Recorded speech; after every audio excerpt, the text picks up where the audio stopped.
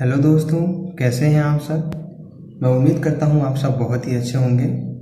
दोस्तों, पिछले वीडियो में हमने अभिकारक क्या होता है, उत्पाद क्या होता है और रासायनिक अभिक्रिया कैसे होती इसको पढ़ा था। आज की इस वीडियो में हम बात करेंगे रासायनिक अभिक्रियाओं के प्रकार के बारे में। तो चलिए आज का वीडियो शुरू करते हैं।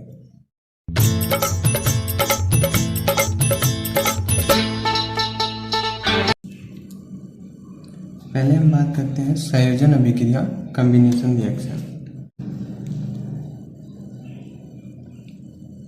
ऐसी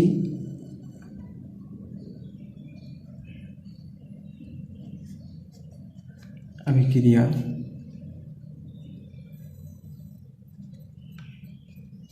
जिसमें दो या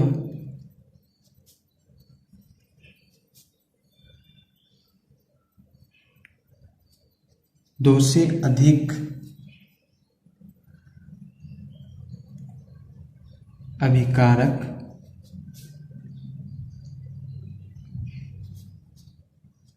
मिलकर एक नया पदार्थ या उत्पाद का निर्माण करते हैं,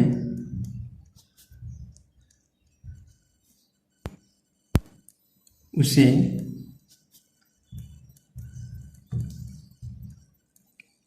संयोजन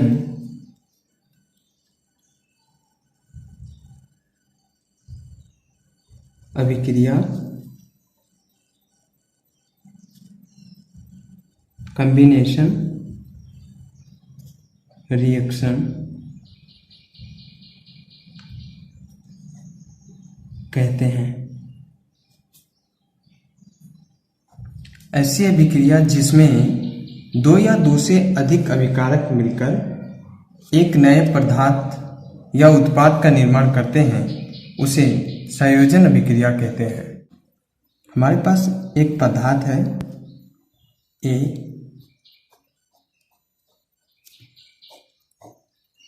एक और पदार्थ है बी।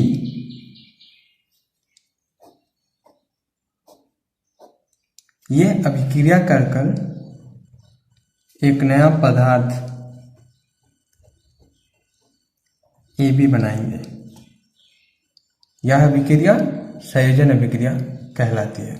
उदाहरण की बात करें,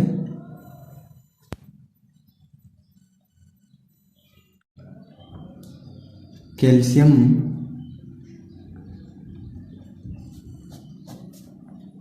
ऑक्साइड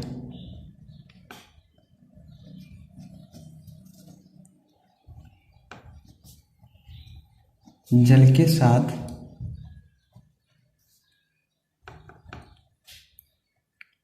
तीव्रता से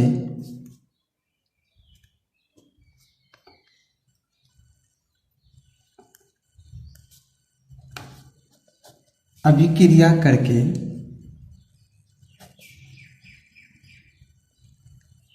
बुझे हुए चूने यानी कैल्शियम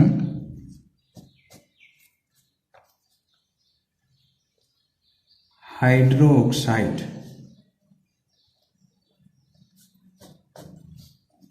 का निर्माण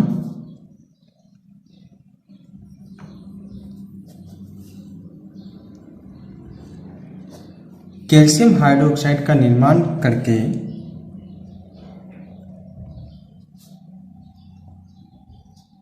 अधिक मात्रा में साथ ही ऊष्मा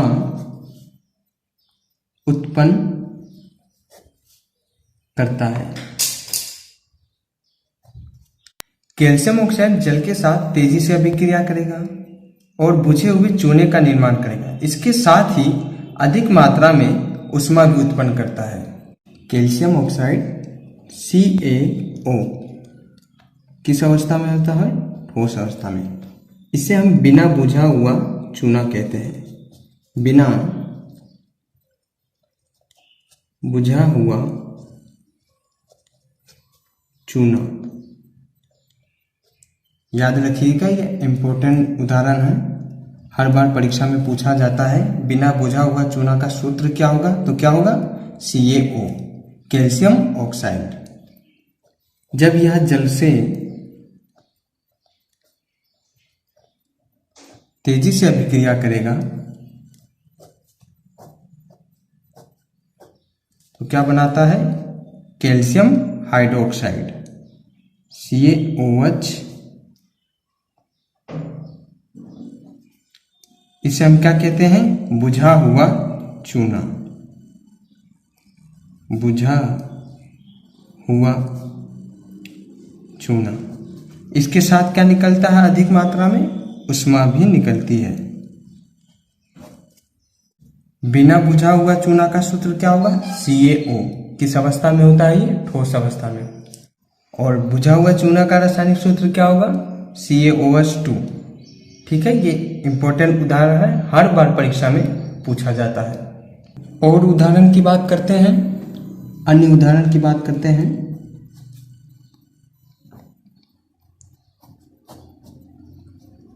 कोयले का दहन। कोयले का दहन यह भी एक प्रकार का संयोजन अभिक्रिया है। Carbon plus O2 oxygen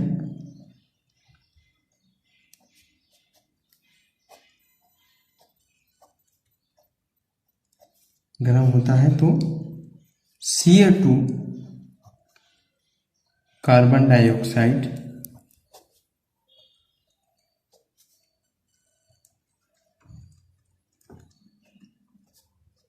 gas का निर्माण होता है। यह क्या है? एक प्रकार का संयोजन अभिक्रिया। जल का निर्माण भी एक प्रकार का संयोजन अभिक्रिया है। जल का निर्माण 2s2 हाइड्रोजन प्लस O2 किसका निर्माण करेगा? जल का।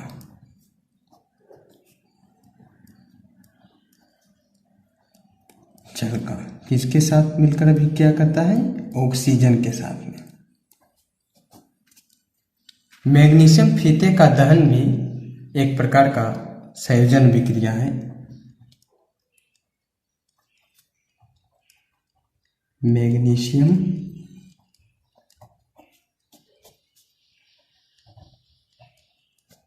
फीते का दहन, इसे हम मैग्नीशियम रिबन कहते हैं। मैग्नीशियम रिबन,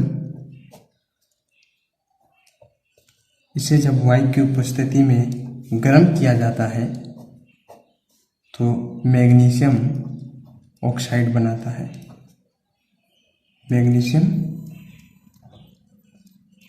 ऑक्सीजन के साथ क्रिया करके magnesium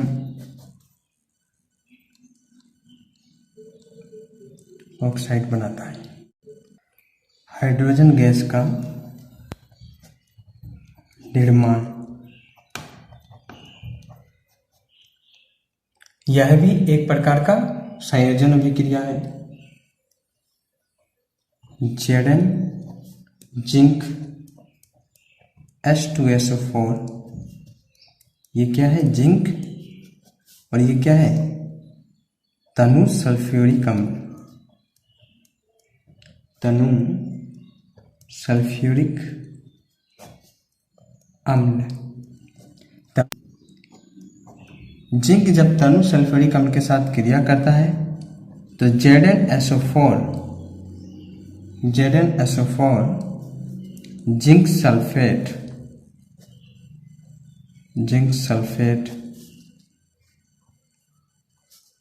plus H2O hydrogen gas निकलती है।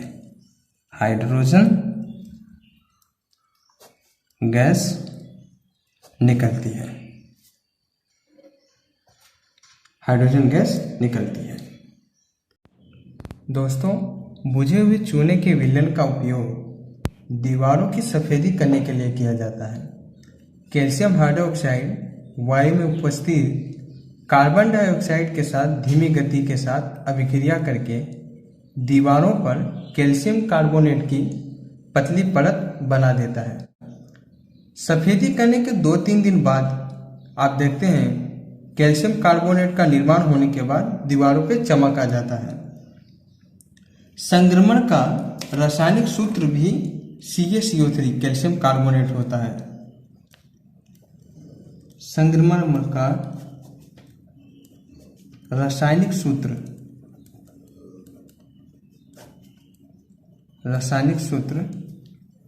CaCO3 है, यानी कैल्शियम कार्बोनेट को संक्रमण का रासायनिक सूत्र भी कहते हैं। ये बहुत ही इंपॉर्टेंट चीज है। बहुत बार परीक्षाओं में पूछा जा चुका है कि बुझे हुए चूने का उपयोग दीवारों पर सफेदी करने के लिए क्यों किया जाता है। तो जब इसको हम दीवारों पर लगाते हैं, कैल्शियम हाइड्रोक्साइड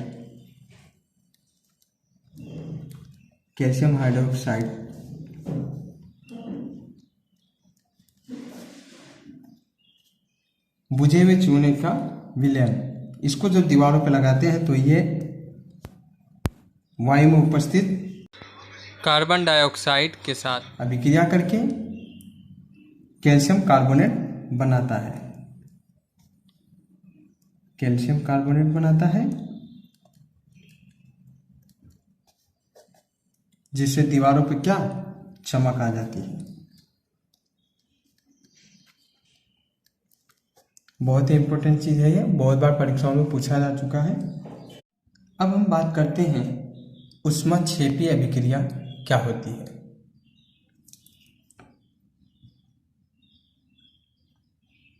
ऊष्माक्षेपी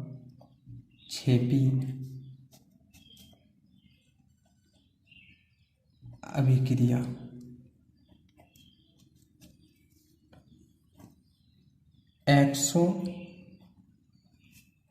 एक्सोथर्मिक रिएक्शन, ऊष्माक्षेपी अभिक्रिया। जिन रासायनिक अभिक्रियाओं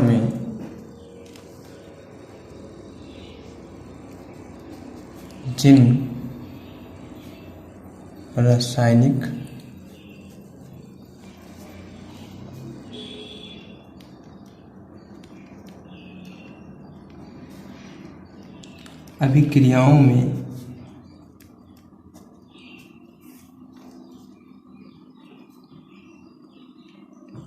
उत्पाद के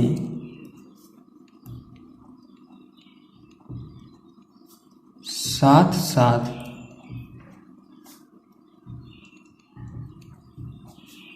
ऊष्मा भी उत्पन्न होती है,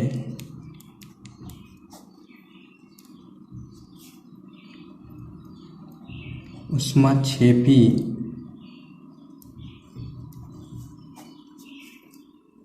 अभिक्रिया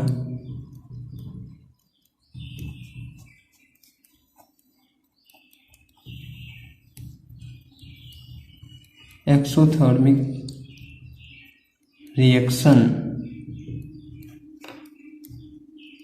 कहलाती है। जिन रासायनिक अभिक्रियाओं में उत्पाद के साथ साथ ऊष्मा भी उत्पन्न होती है, ऊष्माक्षेपी अभिक्रिया कहलाती है। जितनी भी दहन अभिक्रियाएं हैं वे सभी क्या हैं? ऊष्माक्षेपी अभिक्रियाएं।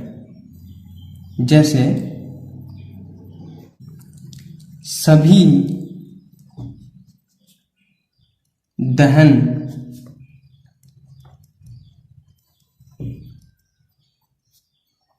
अभिक्रियाएं ऊष्माक्षेपी अभिक्रिया होती है, क्योंकि इनको जब दहन होता है इनका तो क्या निकलता है, ऊष्मा निकलती है। जैसे प्राकृतिक गैस का दहन, प्राकृतिक गैस का दहन, प्राकृतिक गैस का दहन, यह क्या है, ऊष्माक्षेपी अभिक्रिया। CH4 जिसे हम मेथेन कहते हैं,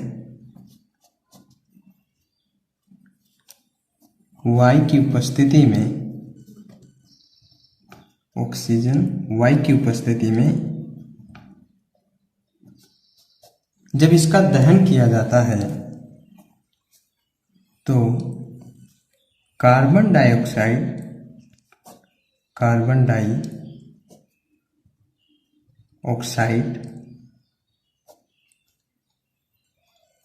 के साथ जल और ऊष्मा उत्पन्न होती है, ऊष्मा इसमें निकलती है। जब मीथेन को वायु की उपस्थिति में हम इसका दहन करते हैं तो कार्बन डाइऑक्साइड गैस के साथ में जल तथा ऊष्मा भी निकलती है। तो यह एक प्रकार का ऊष्माक्षेपी अभिक्रिया है। श्वसन भी ऊष्माक्षेपी अभिक्रिया है। श्वसन भी ऊष्माक्षेपी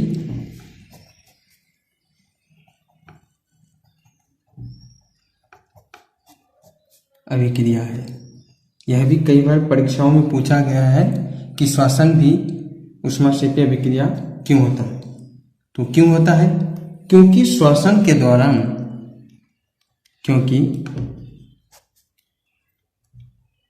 श्वसन के दौरान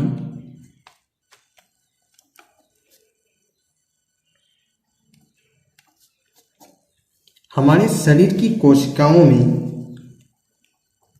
हमारे शरीर की कोशिकाओं में ग्लूकोज ऑक्सीजन के साथ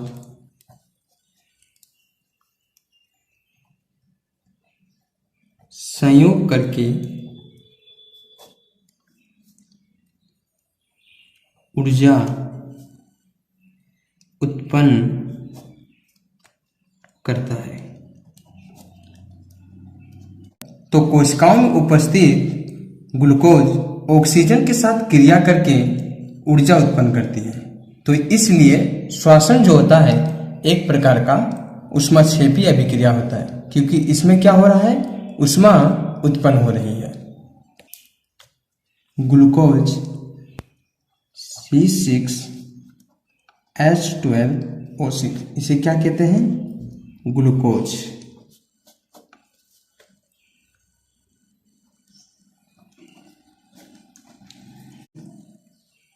ग्लूकोज ऑक्सीजन के साथ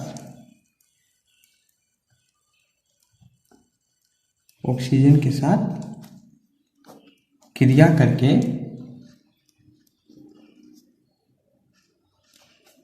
कार्बन डाइऑक्साइड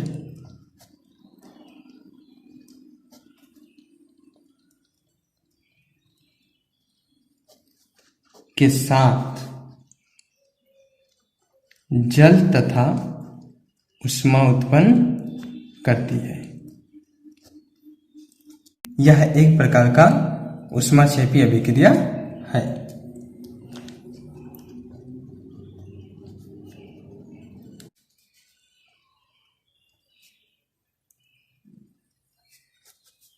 वनस्पति द्रव्यों का विघटित होकर कंपोस्ट, खाद बनाना भी ऊष्माक्षेपी अभिक्रिया है। ऊष्माक्षेपी अभिक्रिया है। आपने देखा होगा शाक सब्जियों के और वनस्पति द्रव्य जो होता है, इनका विघटित होकर ये इनका विघटन हो जाता है। उसके बाद इनसे क्या बनता है? कंपोस्ट, जिसे हम खाद कहते हैं। वो भी एक प्रकार का ऊष्माक्षेपी अभिक्रिया है। अब बात करते हैं ऊष्माशोषी अभिक्रिया।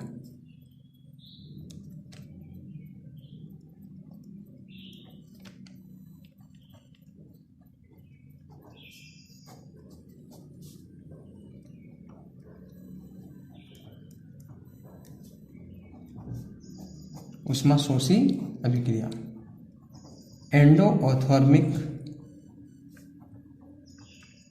रिएक्शन।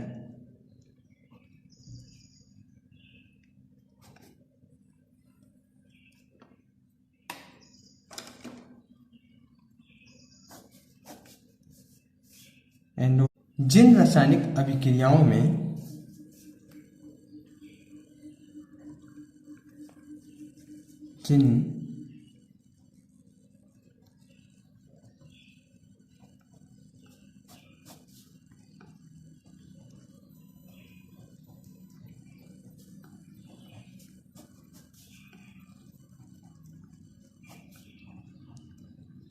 जिन रासायनिक अभिक्रियाओं में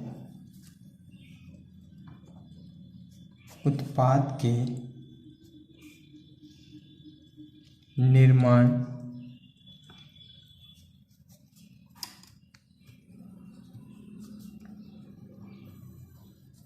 के साथ साथ ऊष्मा भी अवशोषित होती है।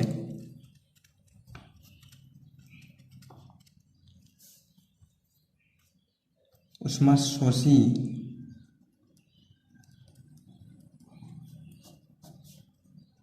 अभिक्रिया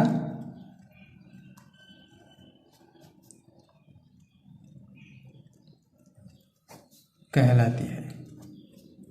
जिन रासायनिक अभिक्रियाओं में क्या होता है? उत्पाद के निर्माण के साथ साथ ऊष्मा भी अवशोषित होती है, ऊष्माशोषी अभिक्रिया कहलाती है। उदाहरण की बात करें, जैसे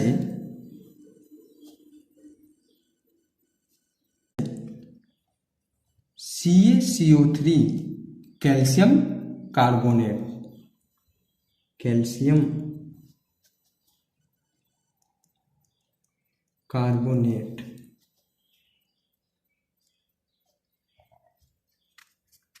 इस अभिक्रिया में क्या होता है? ऊष्मा अवशोषित होती है और क्या बनता है? CaO प्लस Ca2 यानी कैल्शियम ऑक्साइड और कार्बन डाई ऑक्साइड।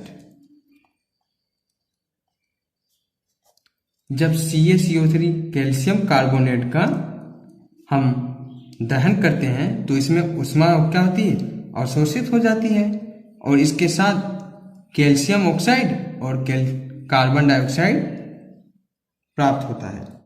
एक और उदाहरण है, नाइट्रोजन को जब वायु में ऑक्सीजन से क्रिया कराया जाता है तो ऊष्मा अवशोषित होती है और नाइट्रो ऑक्साइड प्राप्त होता है। यह भी एक प्रकार का ऊष्माशोषी अभिक्रिया है। एक और उदाहरण लेते हैं, सिल्वर क्लोराइड जब सूर्य के प्रकाश में इसका दहन करते हैं तो सिल्वर और क्लोरीन गैस प्राप्त होता है। सिल्वर और क्लोरीन गैस प्राप्त होता है। सिल्वर क्लोराइड को सूर्य के प्रकाश में जब इसका दहन करते हैं तो सिल्वर और क्लोरीन गैस प्राप्त होता है। इसमें भी ऊष्मा जो होती है अवशोषित होती है। तो दोस्तों इस वीडियो में यहीं तक, मिलते हैं नेक्स्ट वीडियो में नेक्स्ट टॉपिक के साथ। मैं उम्मीद करता हूं कि आपको ये वीडियो पसंद आया होगा। अगर आपको वीडियो पसंद आया है तो लाइक करें, दोस्तों को शेयर करें, और अगर अभी तक आपने मेरा चैनल सब्सक्राइब नहीं किया है तो सब्सक्राइब करें, घंटी वाली बटन दबाएं तथा ऑल पर क्लिक कर दें, ताकि जैसे ही मैं कोई वीडियो अपलोड करूं उसकी सूचना आपको तुरंत मिल जाए। आपका दिन शुभ हो। Thanks for watching. Thank you very much.